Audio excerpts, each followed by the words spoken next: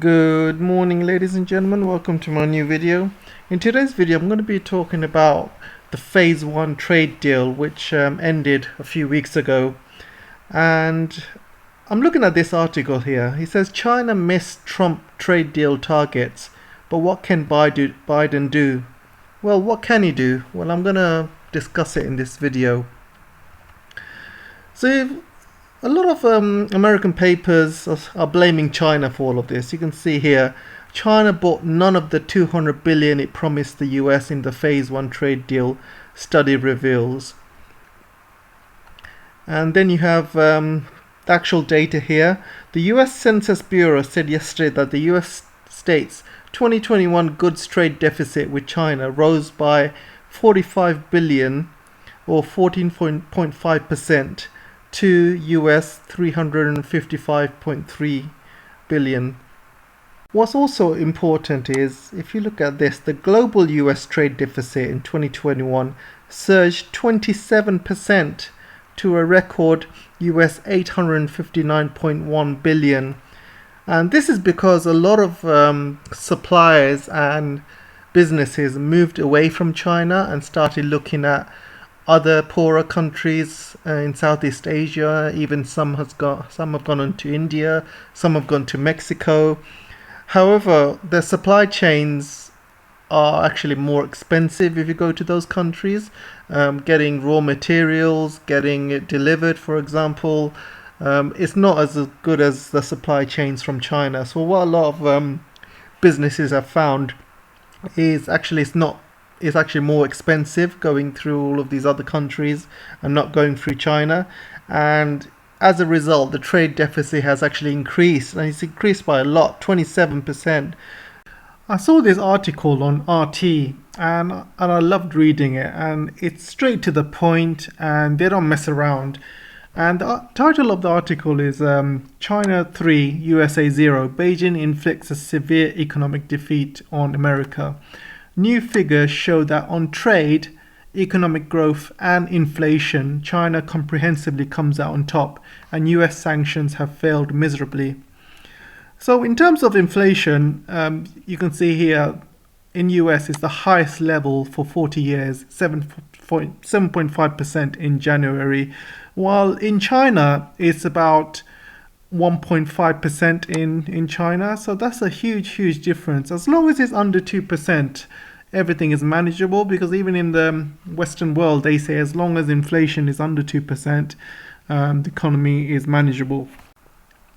So the RT document also mentions that the trade deficit was a complete failure as well. You can see it says here the US attempt to cut its trade deficit was a complete failure. Its trade deficit has been increasing not only with China but the rest of the world as well. So that is an absolute disaster. But I love the next line. Neither did the US succeed in damaging China's overall trade. So not only America ruined its own trade, they have not damaged China's overall trade. China has got trade surplus, and its trade surplus rose from 420 billion in 2017 to 676 billion in 2021. And that's more than 250 billion we're talking about. Because of all this trade war, China's overall trade surplus has grown by 250 billion, and that's ridiculous numbers. And you can see here, China's exports and imports rose by 30%. So you can see it's a complete failure in every single way when you look at trade. Not only America has ruined its own trade and increased its own deficit, it's increased China's trade surplus. Surplus is a profit. You sell more than you buy. So China is selling more to the world and buying less. So is it exporting more and importing less? So we've discussed inflation, we've discussed trade, and the final thing as part of this document's 3-0 is the economy. And you can see here, this comprehensive US defeat in a trade war was accompanied by equally great failure in its overall economic performance compared to China. Between 2017 and 2021, the US economy grew by 7.3%, while China's grew by 25%, 3 times as much as the US. Then you look at COVID numbers. During 2019, China's economy has grown by 10.5% and US by 2.1%. China has grown 5 times as much as the US during COVID.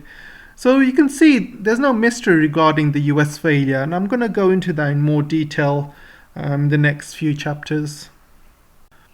So what's this Phase 1 trade deal everyone is talking about? So let's go into it in a bit more detail, shall we? Do you remember the time when Trump started the trade war with China? He put all sorts of tariffs on China, put all sorts of limitations, restrictions, and started putting a lot of Chinese companies on the blacklist, kicked out Huawei, for example, as well. Well, it's what they did. They came together and they signed this Phase 1 trade deal. And what that means is China agreed to buy at least 227.9 billion of US exports in 2020 and 274.5 billion in 2021, a total of 502.4 billion over the 2 years. In reality, US exports of covered goods and services to China over the 2 years were 288.8 billion. So it's about a shortfall about 200 billion, give and take. So why is there such a shortfall then? Well, number one, we've had the coronavirus, obviously. You can't really have a trade deal when you have a coronavirus ruining the supply chains for 2 years. 2 years it's ruined the supply chains. And China wanted to buy stuff from America, but for 2 years, American manufactured had pretty much stopped. For example, American car exports to China had stopped because not only of factories being closed because of the coronavirus, but also a lot of car makers had to stop production because of supply chain issues as well. For example, a lot of car makers stopped because they didn't have the semiconductor chips, for example. There's a semiconductor chip shortage because of this trade war. And a lot of other raw materials that come directly from China, that got affected as well. So, as much as the Americans may point to the failure of China to meet their commitment to purchasing their 200 billion in more US products, but in reality, in many areas, the US has been unable to generate adequate supply. One other thing that the US has actually failed on, and not a lot of people have realized, that crude oil accounted for almost 60% of the 67.7 billion purchasing commitment of energy products that China and US had agreed. But even before the deal went into effect, Bloomberg reported that the US energy industry said he had insufficient production capacity to meet the target, because as soon as Biden came into power, he wanted to go along a green route, and he stopped a lot of oil companies from doing fracking, for example. So all of that had stopped, and as a result, USA had stopped becoming energy independent and started to import a lot of its energy because of this. And while Trump was in power, he loves oil and he loves, destroying the planet as well. Don't forget, this deal was signed in Trump days, and during Trump days, USA was producing a lot of oil, and most of it was down to fracking. Unfortunately, fracking does destroy the economy, does destroy the water supply. It was doing a lot of damage to the ecosystem in America. So Biden had put a stop to that. Unfortunately, this trade deal carried on into Biden's laps, and Biden didn't bother changing any of it. Two other sectors that the US used to sell to China is airplanes and agricultural products. So I'm going to go into agriculture in a bit, but I'm going to be talking about airplanes for now. I mean, during this trade deal, there was 2 aircraft crashes with Boeing, and all of the world's Boeing aircraft was basically grounded. And so that's one of the reasons why China wouldn't buy any more Boeing aircraft from USA. And another reason they wouldn't buy any more Boeing aircraft from USA is because USA had placed sanctions on Comac. And Comac is an airline manufacturer and they produce their own airlines. And there was supposed to be a Comac airline, A919 I believe, was supposed to be out a couple of years ago. But because of these sanctions, America decided to slow this company down and slow China's progress in producing these airplanes, because America knows that as soon as China is able to produce its own airlines, China's not going to buy any more Boeing aircraft. So what did China do? They start buying some Airbus aircrafts. I think there was a big order placed for Airbus, and they completely stopped buying Boeing after that. They were like, why should we buy Boeing? Because not only have you placed sanctions against our own airlines, but you've also, you've had all of these crashes, so it's not safe. Why should we buy these Boeing airlines from you? So you may not have realized this, but Boeing and China had an understanding with each other, and it was agreed that China would buy 10 trillion pounds worth of airplanes from Boeing. 10 trillion, and that was before the trade war started. Soon as the trade war started, and soon as these Boeing aircraft started crashing, China said, no way, we're not gonna, why should we buy stuff from you when you are going out of your way to stop our Chinese manufacturers. You are placing tariffs on all of our tech companies, all of our Chinese companies, and the excuse that America is saying is all of these Chinese companies are linked to Chinese military. Well, isn't Boeing linked to American military? Because Boeing produces not only commercial airlines, but they also produce jet airlines for military as well, and fighter jets and lots of other military aspects. So why should China help a company in the US which has got ties to US military when US doesn't do the same to China? It just doesn't go both ways, does it? Now I want to talk about agricultural goods, and especially soybeans. Soybeans are the most agricultural product that China buys from America. And in 2021, that export from United States to China has actually gone down. So soy exports are going down. So why are they going down? Because soybeans is still very high in demand in China. And even though there was coronavirus, people still need to eat. People still had farms in China.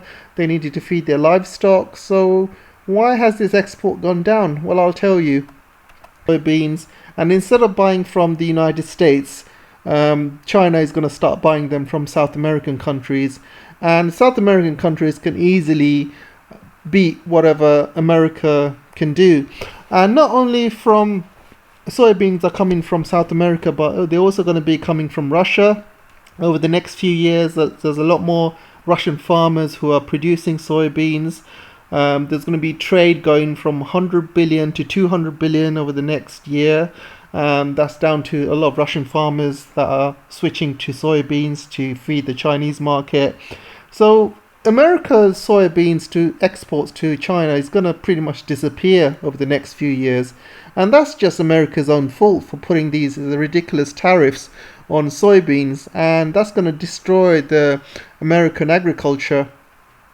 And another thing a lot of people don't realize that there is a new technology that China is producing, which means that they don't need much soybeans to be imported from other countries. As you can see, research in China say they are pioneering a way to produce livestock fodder from exhaust gas at an industrial scale, in a move that could one day reshape commodities markets and reduce the nation's dependency on foreign soybeans.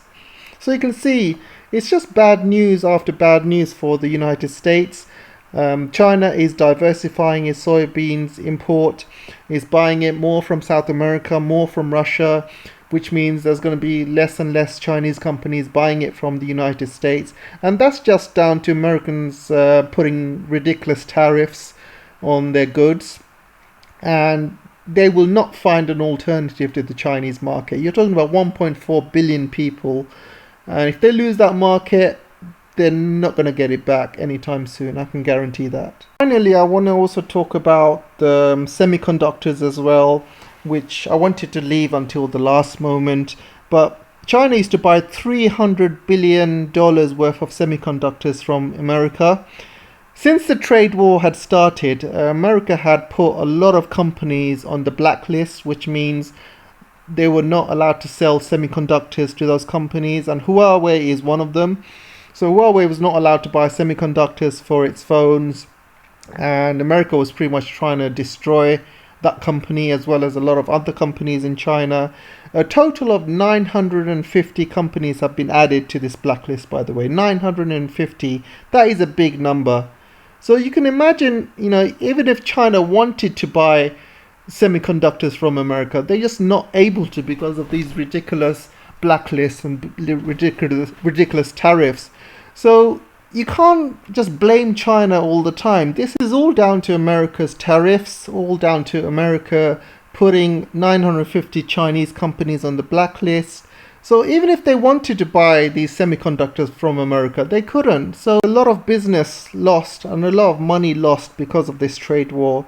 And the figures are online as well. And there's people saying almost 250,000 jobs had been lost because of this trade war. And not only has this trade war ruined all the supply chains and supply lines, it's also increased inflation in US companies, and it's increased inflation in the US as well. And people think it's inflation due to money printing. Yeah, I mean, that is a factor as well. But another major factor is because of this trade war. I mean, think about it. When American companies have to pay more for Chinese goods because of these ridiculous tariffs, these companies, they're going to put all of the cost to the customer. These companies have to pay more in terms of gas because gas prices have increased. Now interest rates have risen, which means any business loans, they'll have to pay more. The price of raw materials has gone up because the price of inflation has gone up, so everything costs more.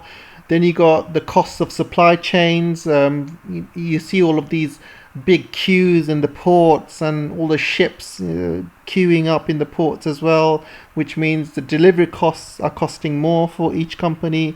So all of this trade war, has caused all of this. I mean, think about it. Before this trade war, did anyone complain of any of these issues? Was people complaining about supply chain issues, inflation? No, there wasn't. All of these world issues started happening since the trade war had started. A lot of the blame has to go to Trump for not thinking about this properly, because he said in a tweet with his famous lines, "Trade wars are easy to win." Really, Mr. Trump. And now Biden is following the same footsteps. And you got Catherine Tai. During the pandemic, when she came into power, during the pandemic, she looked at the figures and she said, "Oh, look at the figures. These trade tariffs are working. The Phase 1 deal is working." And she refused to take it off. And Biden was like, "Okay, good job, well done." And then once everything went back to normal and you see the real figures and you see the trade deficit is actually not going down, it's actually going up, Catherine Tai doesn't have a clue what to do now. She's like, what do I do, Mr. Biden? Help me. And there was an argument between Catherine Tai and Jake Sullivan a few weeks ago. They could not agree on what to do with China and what to do with these trade tariffs. And I saw in an article that Catherine Tai has recommended to reduce some of the tariffs, and Jake Sullivan pretty much said no and put her in her place. And she's got no power, absolutely no power. She can't do anything with these trade tariffs, because if she mentions she's going to reduce these tariffs, there's too many anti-hawks in the White House, and they will tell her to immediately just sit the hell back down. And she's got no power whatsoever. And they're calling her the biggest and the best trade negotiator in the world. I honestly don't think she can negotiate herself out of a paper bag. So as a summary, I'm going to go back to my first question in the beginning of the video. What can Biden do? Well, not a hell of a lot, to be honest. He can't reduce the tariffs because all of the anti-Chinese sharks will jump on him. He can't do anything by the looks of it. He can keep the tariffs as they are. American businesses, American farmers, they're just going to be affected, especially the soybeans production. And as I've shown you, more and more countries are going to be exporting to China, and China is going to be diversifying its soybeans. The longer these tariffs are in place, the more time China has to diversify its exports and imports. And America will lose out in the long run because you cannot replace the Chinese market. You just cannot. If you lose all of that business, who else are you going to sell it to? And don't forget the inflation as well. The inflation has gone up through the roof. I believe it's 7.5 as I'm making this video, but unofficially it's much, much more. And the people are suffering. You know, the businesses, they're putting all of the extra costs to the consumers, and the consumers are having to pay extra for ordinary things. So obviously inflation is rising on that side as well. So what can Biden do? Doesn't look like he can do much. Does China care? Not really, because look at the trade deficit. America buys more Chinese goods than China buys American goods. The goods that China buys from America can be easily diversified. We're talking about, you know, soybeans is going to Argentina, Brazil, Russia, and other countries. In terms of semiconductors, China's making its own semiconductors. They have the capacity to make 28 nanometers at the moment, and that's all you need for most of the stuff, like electric cars and Internet of Things. 28 nanometers is enough, and China has already increased production by at least 50% in the last year, and that's going to go up faster and faster. And over the next few years, they will catch up eventually to the 5 nanometers, because only time you need 5 nanometers is in phones. So there's not really a rush to make 5 nanometers right now. I mean, as long as it's working for electric cars, that's all China needs. So China is buying less and less semiconductors from America. They're not buying any more planes from America. And America's the one that's going to be suffering, to be honest. And as a wise man once said, I'm talking about Mr. Mahbubani, and he said a quote which I'll never forget. Two men walk into a bar. One man pulls out a shotgun and points it to his own toe, and he said, "Look, if you don't buy more products from me, I'm going to shoot myself in the foot." And that's exactly what America is doing. It's just shooting itself in the foot, you know. And there's no really wise person in the White House, in Congress, or in the Senate, or brave enough to just say, "Look, enough is enough. Stop this tariffs. Let's get the inflation down. Let's help the American people. Let's bring the costs of goods down." Because this inflation is destroying the American society, it's destroying people's lives. People can't eat, people can't buy food, people can't pay for electricity, cost of living has gone up, cost of gas, cost of petrol. So let's do this thing. It's an easy thing to do, just cancel the tariffs, but they just won't do it. There's just too many anti-Chinese sharks in the White House, in the Senate, in the Congress. They just won't agree to it. And if I was a trade negotiator in China and Catherine Tai gave me a call, or she wanted to meet up with me, she came and sat with me and she said, "You have not fulfilled your end of the bargain of this Phase 1 trade deal," I would just tell her to get lost. I would absolutely tell her to get lost. I would say, your Phase 1 trade deal ended the day you put tariffs on our goods, our businesses, putting our businesses in blacklists. The day you did that is the end of that Phase 1 trade deal. We're not going to negotiate with you when you unilaterally put all of these limits in our businesses, in our country, so you can take your Phase 1 trade deal and you can stick it. That's what I would have said to Catherine Tai, but that's just me. Anyway, I hope you enjoyed this video. Let me know what you guys think, and I'll see you in the next video. Thank you very much.